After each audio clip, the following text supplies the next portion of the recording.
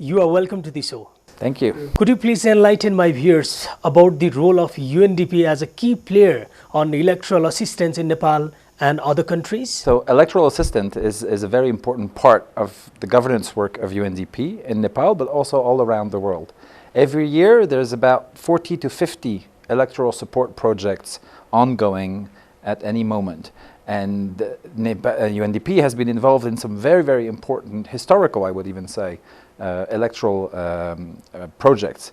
And we've been supporting, for example, the independence of East Timor. And we've been supporting also elections in very complex environments, like in Afghanistan recently. Here in Nepal, we've been involved in the 2008 and 2013 election. And needless to say that after the promulgation of the new constitution last September, we are now getting ready for new electoral moments of the history of the country. And the project that UNDP has with its donors and its partners stands ready to promote this. But the work of UNDP is not only on the election day itself, right? There's a lot of work that goes between election moments. And this has to do, for example, on electoral registration. Right? There's a lot of efforts being done by the project and the team to ensure that we add new voters. It's very important to empower people electorally because that's part of their political empowerment. So last year, for example, we were able to register 700,000 new voters here in Nepal, right? A sizable amount of young people and less young who come for the first time, get ready to vote. This is very important in exercising their rights, but also to allow them to express, what it is that they want for the country, choose the programs and the candidates that they want to lead the country and deliver to them the services that they want. In addition to registration, then you also have to educate people on their rights and also how the election works. So for this, we have, with the Electoral Commission, we have a education center here in Kathmandu. I think since it's opened a few years back, we have already more than 22,000 visitors, mostly young people, school trips that come to the center and get some education, some information on their future obligation, I would even say, of citizens, right, to cast their vote on the day of the election. But it's also very important, in my view, to reach out to those in the more rural and more isolated parts of the country. So there are two additional centers that have recently opened, one in Pokhara and one in Dongadi in the far west. And we have also mobile registration and education centers, right? So we reach out to the further communities and to really bring more people on board. Which takes me to the other issue that is very key in this project, which is inclusion. Right? So it's not only about inclusion of men and women, but we also try to cater for specific groups that maybe find difficulties, in fulfilling their rights.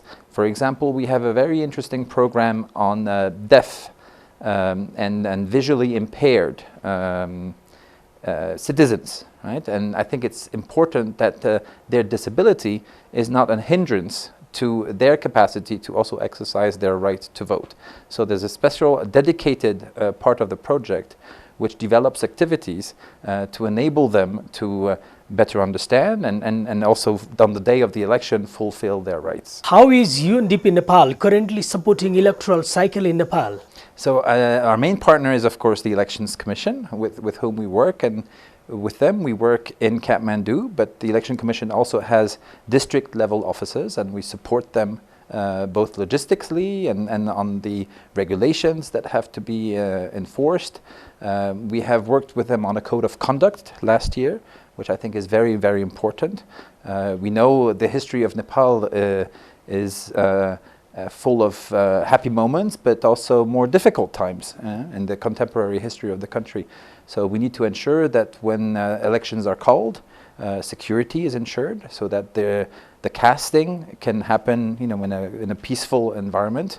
I was myself privileged to witness a by-election, I think it was earlier last year in Baglung, and I could see, a mobilization of many, many government services and an enthusiasm among the citizens of Nepal to sometimes walk for hours to the closest election voting center to be able to cast their ballot. I think this is very important and very encouraging to deeply root democracy in this country. How is UNDP Nepal promoting women empowerment and social inclusion in the electoral process in Nepal? I think this is a signature of UNDP, right? And anything we do on development, we always try to ensure that social inclusion and women empowerment is absolutely a central part of our interventions. Same applies to electoral assistance. So in the education part of the program, we ensure that we use both men and women to encourage their peers, to register and to come to vote on the day of election.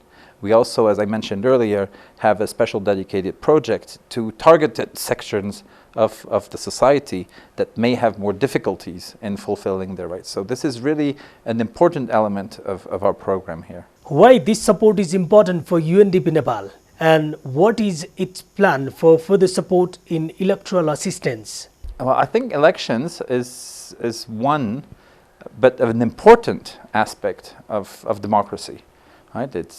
Democracy is a very rich notion and concept, but election is kind of a highlight moment of how democracies are being implemented in countries, and it's very important because it goes down to the individual, to the citizen.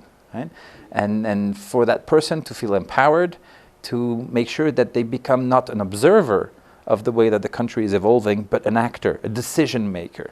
In many countries, the trust, there's a lot of suspicions, between the political parties and the individuals, and sometimes people give up. They say, oh, those parties, they're all the same, and voting doesn't make a difference. One vote, what's one vote, compared to so many other citizens. But I think it is very important that we change this mindset, because the election is the moment in the year, in the period of years, where individuals are given a chance to really express their position, their thoughts, and their desires for their future. Now, the project is as I said earlier, preparing for the next elections. We know that the promulgation of the Constitution of last year will lead to new elections. Whether they will be central first, local second, or the other way around, it doesn't matter. What matters is that the project is ready to support the calendar and decisions that the government will take in terms of organizing those elections. I think, as I mentioned earlier, we have already 2 strong experiences in Nepal in 2008 and in 2013.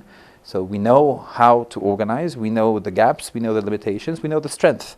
And we've seen in those 2 elections a very strong mobilization. So I'm confident that with the experience that we have accumulated with the elections commissions and all the other partners in government, we will be able to deliver good elections for the country and move forward on the democracy. Finally, any messages to the viewers? I think, especially for the young voters, right, for the newly registered voters, I think voting is always an exciting time. And again, going back to the example of what I witnessed in Baglung, it was like there was a festival in the city, right, or in the villages. Everybody was dressing up like it was an important day, and they were enthusiastic about going to the voting center. And even if it meant, walking and waiting in line under the sun, I could see the importance. And when we were talking with them, they were all very excited, about this moment. And I think we need to ensure that we keep this momentum. I think it's very important for the future of democracy in Nepal